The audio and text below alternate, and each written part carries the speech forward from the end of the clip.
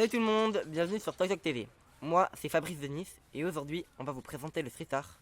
Allez, c'est fini, je vous laisse avec l'expert. Oui, bonjour, c'est Ted, le journaliste remplaçant. Comment ça, le remplaçant? Déjà que ça fait 10 minutes que j'attends. En plus, je me tape le débile de service. Désolé, je suis en retard. Je remplace Bobby Anderson, le journaliste titulaire. Oh Mazette, ça va être très long ce reportage. Désolé. On repart tout de suite pour le reportage, le street art c'est de la bombe. Super. Bon, du coup, la première œuvre représente une petite fille avec un ballon. Cette petite fille a été peinte en noir et en blanc au pinceau et elle tient un ballon en forme de cœur, tout rouge, qu'elle laisse s'envoler. Nous partons pour la prochaine présentation. On passe maintenant à une autre œuvre. Oh, mais c'est Lisa Simpson que je vois là. Oh, c'est quoi cet oiseau de malheur là? Du coup, je reprends la main. Cette œuvre a été faite à la peinture. Elle représente Lisa Simpson qui joue de son instrument préféré qui est le saxophone, qui est fait d'un tuyau d'écoulement d'eau. Bon, c'est bon.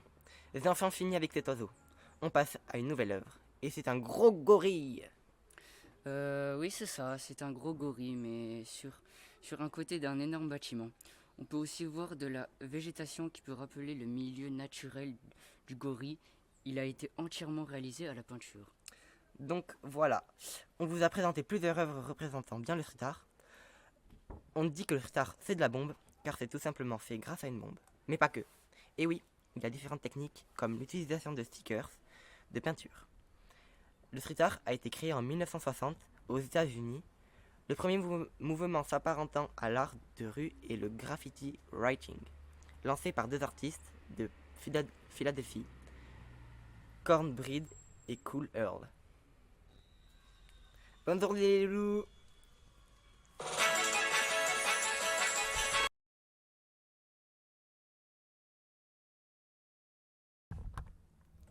Bonjour. Désolé du retard. C'est pas grave, installe-toi. C'est bizarre, ces tableaux sont presque les mêmes, et pourtant je ne les interprète pas de la même façon. Bon, ça tourne, à toi. Bonjour, bienvenue sur Toc Toc TV. Ici Suzy pour un nouveau reportage sur le noir et blanc. On se retrouve à Paris, au Louvre, devant deux tableaux qui illustrent cette question. Grâce au noir et blanc, les regards sont plus profonds et les paysages plus fascinants encore. Immortalisant chaque scène, le noir et blanc ne vieillit pas, déjà figé dans l'immortalité. De plus, l'absence de couleur laisse place à l'imagination, comme on peut le constater dans l'aquarelle Paris et la Seine de Jacques Depierre. Les artistes se servent encore aujourd'hui du noir et blanc pour véhiculer un côté vintage et nostalgique qui rappelle une époque révolue, comme on peut l'observer dans l'œuvre de Pablo Picasso, Guernica, qui est une fresque entièrement peinte en noir et blanc. Le peintre a utilisé ces valeurs pour rester fidèle aux photos et montre la tristesse et le deuil des habitants. Les couleurs pour les photos sont apparues en 1848. Dans les films en noir et blanc, l'absence de couleurs force le réalisateur à travailler les contrastes, la pureté des formes et les textures de l'image. Le premier film en noir et blanc est l'arrivée d'un train en gare de Kyoto. C'est un film majeur de l'histoire de la cinématographie. Merci à tous pour le visionnage et à bientôt pour une nouvelle émission sur Toc Toc TV. Et coupé. Quoi ?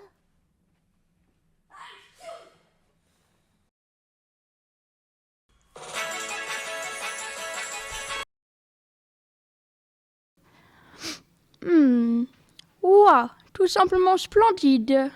Burk, c'est moche. J'aime pas du tout. Vous rigolez, j'espère.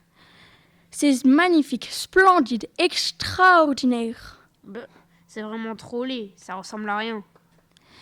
C'est sublime, nous ressentons toutes les émotions et les vibrations qu'a voulu transmettre le peintre. Non, moi j'aime pas du tout. On voit bien que le corps est disproportionné. Oui, mais le tableau Le vieux guitariste a été peint par le célèbre peintre Pablo Picasso pendant sa période bleue, qui représente un vieil homme, seul, tiraillé entre le froid et la faim. Y a trop de bleu, c'est triste. Eh bien oui, c'est le but recherché par cet artiste. Cette œuvre transmet un message puissant et magnifique. Mais qu'est-ce que tu entends par beau, toi ?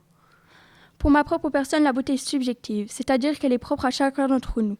Et par ailleurs, elle n'est pas forcément superficielle. Il faut aussi tenir compte de la beauté et la valeur que transmet le message.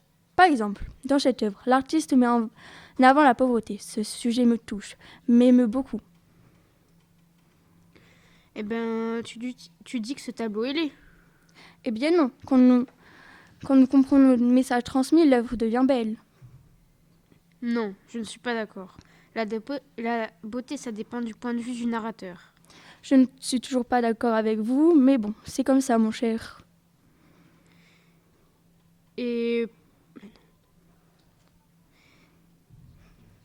pourquoi ça dépend du point de vue du peintre? C'est simple, c'est parce que le sujet ou le message de l'œuvre symbolisée est beau. Cependant, la peinture n'est pas forcément belle. Ok, si je comprends bien, ça dépend de la perception, la réception et la compréhension, c'est ça? Tout à fait, mon cher. Ah, j'ai raison, et je suis d'accord. Vous voyez quand vous voulez. Oui, mais non. Le sujet est beau, mais la peinture est aussi laide qu'un pirate sans un œil. Je ne suis toujours pas d'accord avec vous, mon cher. Mais d'ailleurs, comment tu t'appelles? Mon prénom est Constance, et vous? Bob. Je m'appelle Bob. Tenez, regardez ce tableau. Il est de Pablo Picasso, non? Oui, exactement. C'est le portrait d'Olga vêtue de rouge. Magnifique. Et ça signifie quoi? Mais voyons, il n'y a pas de signification, c'est un portrait. Je comprends. Et regardez celui-là, il est sublime. Et en même temps, il est très beau. Totalement d'accord. Et là, la Joconde n'a pas de sujet, mais c'est une très très belle œuvre. Eh bien, tu comprends vite. Mais moi, je ne la trouve pas si jolie que ça, la Joconde. Donc, ça dépend du point de vue. Oui, et de toute façon, les goûts et les couleurs, ça ne se discute pas.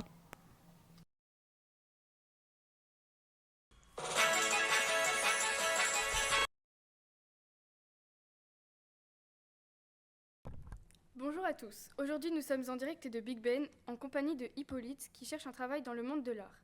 Il a 46 ans et avant sa retraite, il voulait faire un travail à Londres dans l'art. Nous allons lui laisser la parole. Kakou kakou, si je suis là aujourd'hui, c'est parce que je me posais une question. Combien de temps faut-il pour créer une œuvre d'art? D'après vous, quelle est la réponse? Ah oui, c'est vrai, je parle à une caméra. Je suis ma boule. Mais en y réfléchissant bien, j'aurai une petite idée. Pour moi, le temps qu'il faut pour fabriquer une œuvre d'art est indéfini. Mais en vérité, cela dépend du type d'œuvre. Si c'est une peinture, la construction d'un bâtiment, ou bien l'édification d'une statue. Cela se résulte aussi au format. Si c'est de grande taille comme Guernica de Picasso, ou de petite taille. Cela dépend de l'organisation de l'artiste, mais ça peut aussi dépendre du nombre de personnes qui participent à la création de l'œuvre, ou des techniques utilisées, comme le pointillisme, la photographie, le collage ou encore la mosaïque. Mais qui décide si c'est une œuvre d'art? Et comment sait-on si elle est terminée? C'est le public qui juge si c'est une œuvre d'art ou non. Par exemple, Notre-Dame de Paris a été fondée en 182 ans.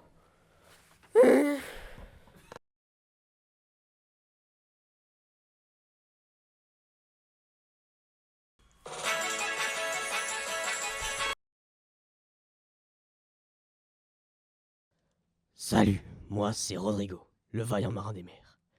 Aujourd'hui, on va se demander ce que l'art pique. Allez viens, je t'emmène. Pour faire ce reportage, nous allons suivre la rivière. Une rivière, la rivière à taille, à l'aide de mon bateau. Mairie. En voilà une rencontre saugrenue. Des oiseaux qui piquent les pics. C'est insensé, c'est émouvant, c'est au moins perturbant. Cette rivière est étrange par les situations qu'elle nous amène à rencontrer. Cette rivière, des montagnes à côté et un beau pic. Je suis piqué au vif. J'ai comme l'impression de pouvoir distinguer quelque chose qui n'existe pas, comme une illusion. Il faut que je me repose.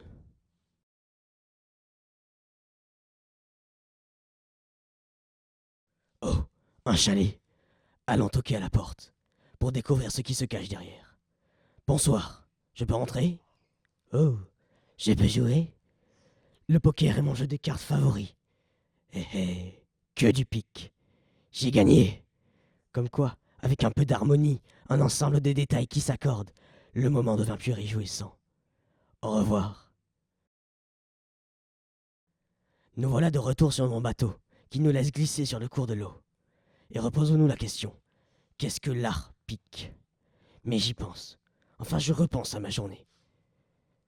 Si l'art permet de se questionner, de réfléchir sur le monde, sur notre vision du monde, je crois que nous avons l'occasion d'en faire l'expérience entre surprise, enthousiasme, perturbation, harmonie.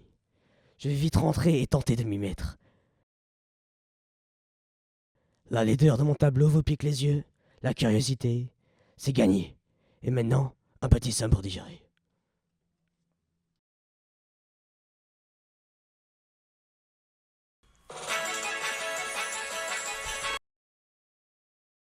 Bonjour et bienvenue au JT de 20h61. Moi c'est... Attendez, comment je m'appelle tes jeux? Ah oui, moi c'est François. Et aujourd'hui nous sommes en direct d'un musée pour sa journée intersidérale de l'art. François, c'est international. Ah oui, cette journée internationale de l'art.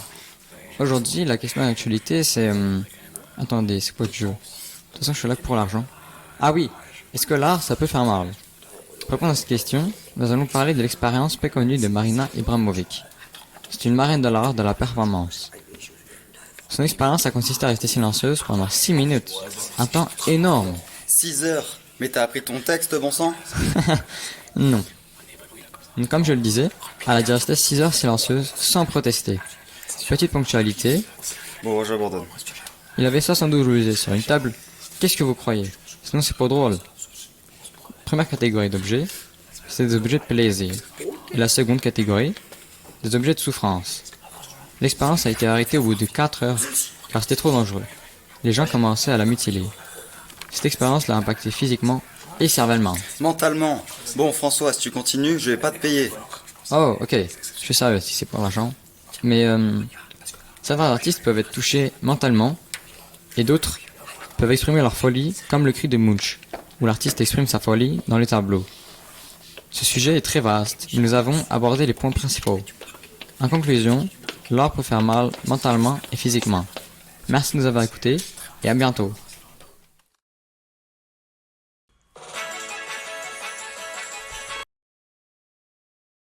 Une nouvelle œuvre a été réalisée à l'île du 17 janvier 2024. La radio a dirigé pour les mots, excusez-nous. Alors, on reprend. Cette œuvre a été créée par Claude Chase. C'est une fresque intitulée Sur les lieux en station la Sorbonne, Saint-Michel Lavem. Ce fut long à dire. Cette œuvre a de nombreuses techniques qui est de 56 ans et 7 mètres de haut, 5 mètres de large. Oh punaise. Attends, j'appelle Delphine de suite.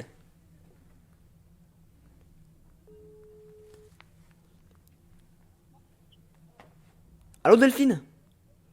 Oui, allô Jean-Chat? J'ai entendu parler de ta nouvelle œuvre et je me suis dit que ça serait une très bonne idée que l'on fasse une émission ensemble. Avec plaisir. On se donne rendez-vous le 24 janvier. Ça te va? Ah oui, moi ça me va nickel, ça marche. Allez, ciao. Ciao. Bonjour à tous et à toutes. Excusez-nous.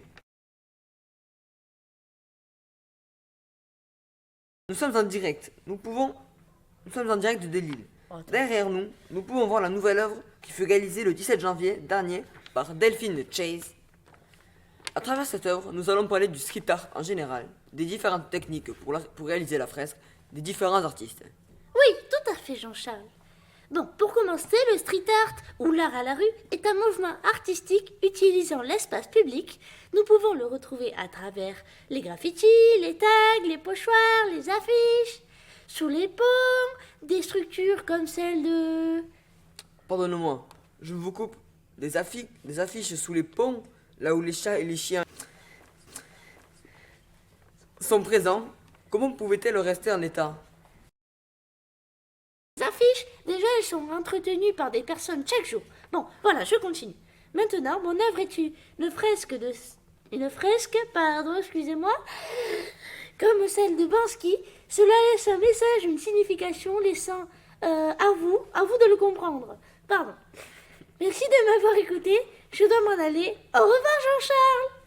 Lorsque vous prenez de messages, ce n'est pas pour laisser votre numéro. Au revoir, Delphine Chase. Merci pour votre intervention. Et je vais vous laisser sur ça, mes petits chats d'amour, fin finale. Merci à vous. Au revoir. Ciao tout le monde et merci de nous avoir écoutés. Let's go, générique!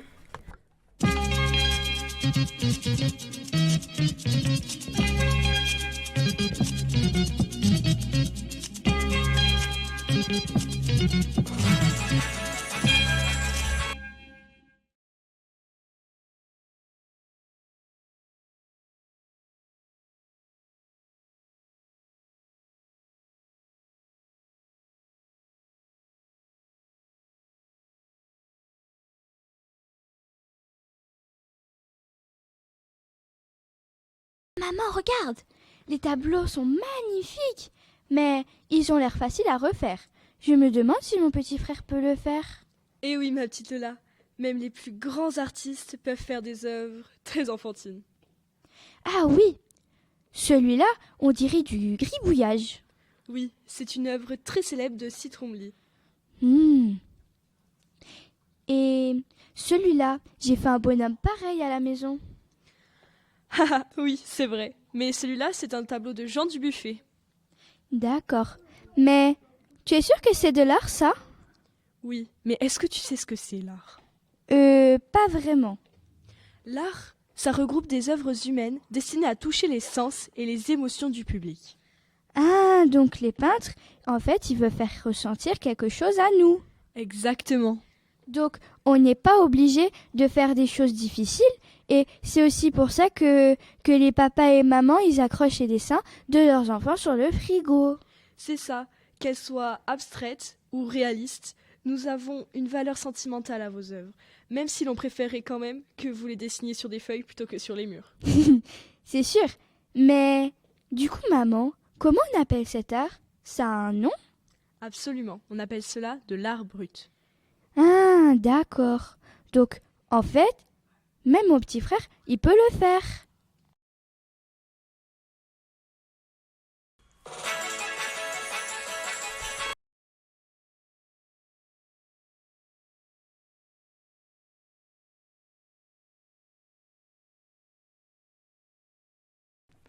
Salut Margot, tu vas bien? Oui, ça va et toi, Titouan? Oui, ça va. Tu sais, je me demandais, quelle est selon toi l'œuvre d'art la plus simple? C'est une bonne question. Pour commencer, on pourrait donner la définition d'une œuvre d'art. C'est le résultat de la création esthétique d'un artiste. Alors je dirais que la simplicité peut être subjective. Mais pour moi, peut-être que c'est une simple peinture monochrome. Vraiment? Une peinture monochrome? Mais pourquoi? Eh bien, j'imagine une toile. Imagine une toile entièrement blanche, rien de plus, juste cette couleur pure. Cela peut sembler banal, mais cela peut aussi susciter tellement de réflexions et d'émotions chez différentes personnes. Ah, je vois. C'est intéressant. Pour moi, je pense qu'une simple sculpture en pierre pourrait être considérée comme une œuvre d'art simple. Juste une forme sculptée, sans fioriture, ni détails complexes. Oui, je comprends. Ces œuvres minimalistes ont un pouvoir incroyable de nous faire réfléchir et ressentir. Finalement, la simplicité peut être la clé pour accéder à des expériences artistiques profondes. Absolument. Merci pour cette conversation enrichissante. De rien, c'était un plaisir. On devrait aller explorer une galerie d'art ensemble un de ces jours.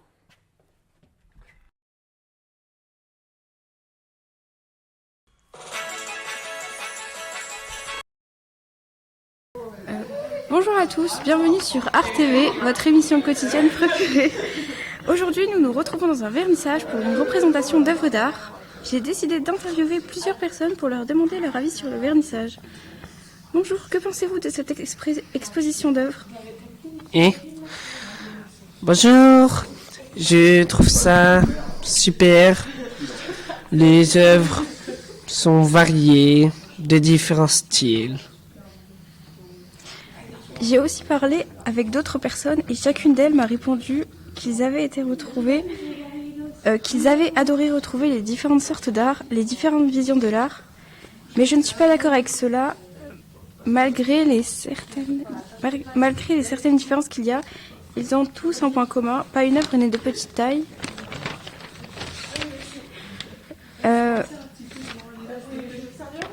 Les œuvres, que ce soit peinture, sculpture, sont toutes de grande taille. C'est pourquoi je me suis demandé si une œuvre de petite taille pouvait être du grand art. Pour répondre à cette thématique, j'ai décidé de demander à un certain nombre de personnes quelles étaient leurs visions du grand art. Bonjour, j'avais une question à vous poser. Qu'est-ce que c'est pour vous le grand art? Bonjour. Pour moi, le grand art est quelque chose d'assez vaste. Je pense que c'est une œuvre qui est connue de tous, qui a marqué le monde. D'accord, et pour vous? Quoi? Moi. Pour moi, le grand art est ce qui permet de se poser les plus grandes questions de manière évidente, sans avoir besoin de se les poser. Pour répondre à cette thématique, je me suis renseignée en faisant quelques recherches sur quelles étaient les 3 œuvres les plus connues au monde. Il y a la Joconde, 77 cm par 53, Guernica, 3,49 x 7,77 m, et la Nuit étoilée, 74 cm par 92. Je remarque qu'il y a seulement des œuvres de grande taille. Mais pour autant, une œuvre de petite taille peut tout de même être considérée comme du grand art, comme par exemple la peinture de Jin Yin-hwa, les portraits des 42 présidents américains, est vu comme du grand art, et pourtant est de taille minime. Le peintre a utilisé un pinceau fait d'un poil de lapin. Il est obligé de peindre avec un microscope.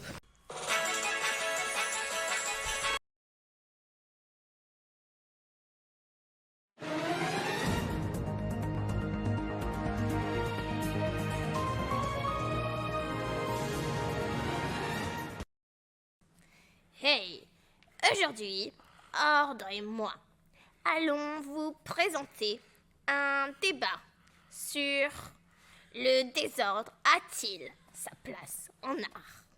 Enchanté. Parviendrons donc nous à nous mettre d'accord. Trop content de faire ta connaissance et c'est sûr, on arrivera à se mettre d'accord. Cela m'étonnerait. Enfin, bref, passons. Du coup, on fait ce débat sur ce plateau TV car nous les jeunes, on n'est jamais interrogés sur notre avis sur l'art. Je t'en prie, Ordre, à toi l'honneur. Merci. Donc, je débute. Pour moi, le désordre n'a pas sa place en art. Ah! Comment peux-tu dire ça?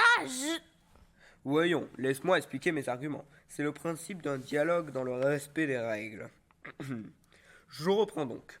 Je ne pense pas que le désordre ait sa place en art, car l'histoire est jalonnée de recherches sur les lois mathématiques pour réguler l'art.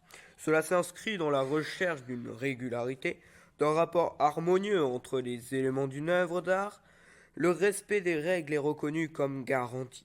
La beauté fondée alors non pas sur quelque chose d'aléatoire et de personnel, comme le sens et le goût, mais sur quelque chose de rationnel et d'universel, les lois et les chiffres mathématiques.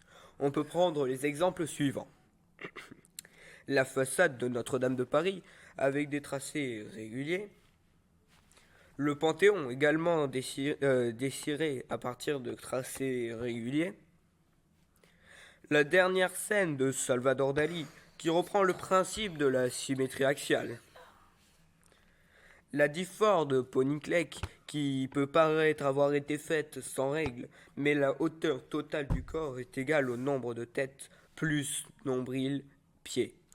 L'Eda et le signe de Vinci, construite à partir de symétrie centrale. Ou encore la composition en rouge, jaune, bleu et noir de Modiran, avec une disposition permettant d'avoir une construction agréable à l'œil.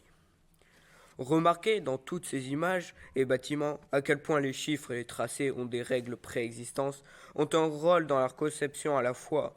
Ils viennent guider l'artiste et ils l'aident à composer leurs œuvres. À moi, enfin. Moi, au contraire, je trouve que le désordre a sa place en art.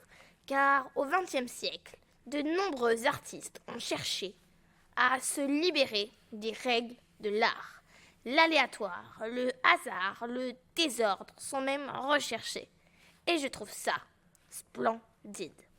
Pour donner quelques exemples, il y a Parole de Martinetti, avec une mise en page libérée de toute contrainte. mais surtout avec des mots qui ne forment aucun sens. Ou les collages avec des carrés disposés selon les lois du hasard de Hans Arp. Pour réenchérir sur mon avis, j'assume que l'ordre est un élément fondamental de l'art depuis des siècles. Mais il faut s'ouvrir, ordre. Il ne faut pas rester braqué sur ses idées.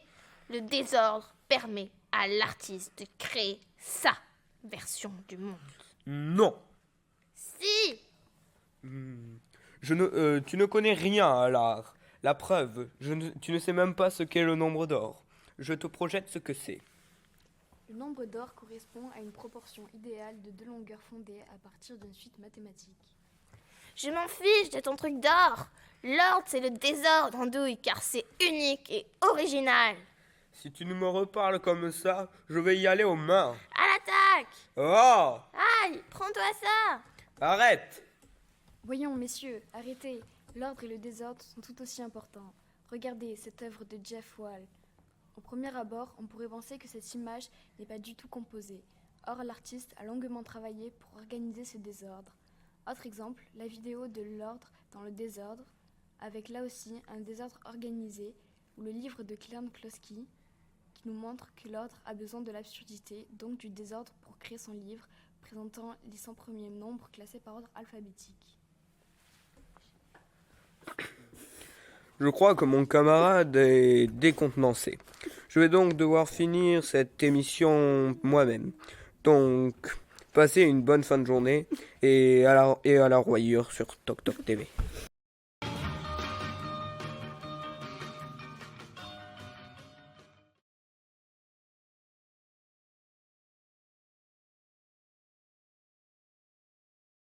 Oh, bonjour Jacqueline. Ça fait longtemps qu'on ne s'est pas vu. Que fais-tu ici?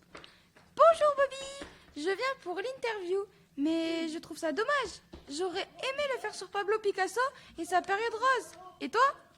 Moi, je suis là car je suis caméraman. Mais c'est qui Pablo Picasso? Et qu'est-ce que la période rose? Picasso, né le 25 octobre 1881 à Malaga et mort le 8 avril 1973 à Mougins, est un peintre, sculpteur et graveur espagnol, ayant passé l'essentiel de sa vie en France. Maintenant que je sais qui est Pablo Picasso, j'aimerais en savoir un peu plus sur la période rose et quelques-uns de ses tableaux. Oui, bien sûr. Alors, il y a La Maternité, réalisée en 1902. Ensuite, Le Jeune Arlequin et L'Acrobate, réalisé en 1905. Et pour finir, Le Guernica, fait en 1937. Intéressant. À quel âge a-t-il peint sa première toile? Le jeune Pablo peint sa première toile à 8 ans. Intéressant. Qu'est-ce que la période rose? Alors, la période rose a été créée lorsque Picasso a perdu son meilleur ami, qui s'est suicidé. Pablo est tombé en dépression et crée la période bleue. En 1904, il rencontre Fernande Olivier, qui devint sa compagne. Il a également rencontré de nombreux artistes espagnols et français, avec qui il va lier des amitiés fortes. Il va reprendre goût à la vie et va orienter sa palette vers des tons plus rosés orangés. Voilà comment se crée la période rose. Bon, il faut que je te laisse. Moi aussi, le travail m'appelle. Au revoir.